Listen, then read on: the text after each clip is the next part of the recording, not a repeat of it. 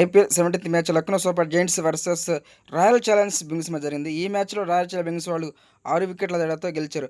RCB toss గెలిచి bowling ఎంచుకున్న లక్నో ముందుగా బ్యాటింగ్ చేసింది. లక్నో 20 ఓవర్లకి 3 వికెట్ల నష్టానికి 227 పరుగులు చేశారు.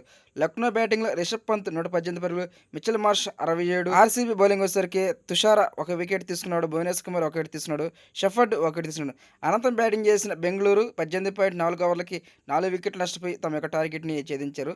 ఆర్సీబీ బ్యాటింగ్‌లో జితేష్ శర్మ 85 పరుగులు, విరాట్ కోహ్లీ 54 పరుగులు, మయాంక్ అగర్వాల్ 40 పరుగులు చేశాడు.